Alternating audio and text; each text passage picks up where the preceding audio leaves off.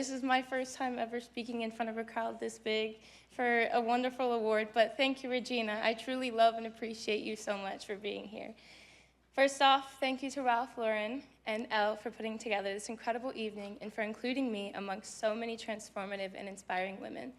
I'm so humbled to be here, and to be honest, it feels quite surreal. I grew up in Indianapolis in a household that celebrated creativity. My parents exposed me and my sister to all different forms of art, from film to TV, to plays to musicals.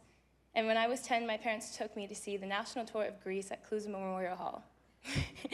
I remember after that show thinking, I want to do that. And when I told my mom, she encouraged me to audition for the school musical, and during the months of auditioning, rehearsing, and putting on the show, I absolutely fell in love with performing.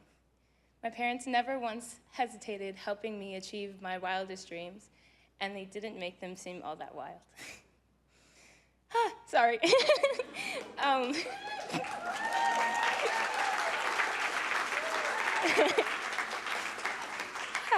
This is crazy. Anyways, 3 years ago, I was studying musical theater at Columbia College in Chicago.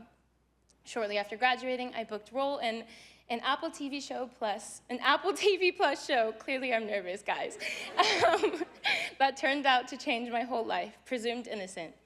When I showed up to set, I didn't know what to do at all, and I pulled the incredible Ruth Negga aside, and I asked her how I would know when to say my line in the scene.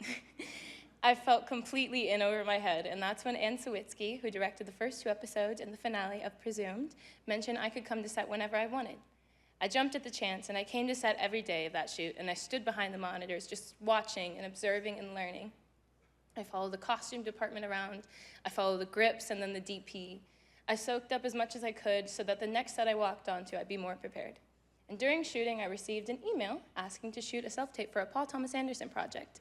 Thinking nothing would come of it, I filmed it via Zoom with a friend from college, and a few days later, I found out I was gonna have a callback with PTA.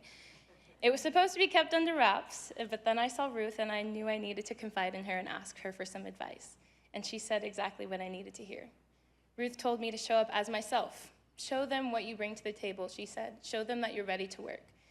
And this led me to a 6-month audition process where I tried to say 2 different words. I wanted to show up for myself and the other actors I was working opposite of, who just also happened to be Leonardo DiCaprio and Regina Hall. After mixed martial arts training one day, PTA very casually told me I got the part. And then I was on the wildest journey of my life.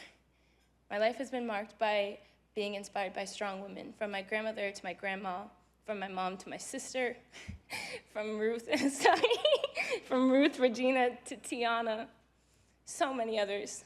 I've had the absolute privilege. Sorry.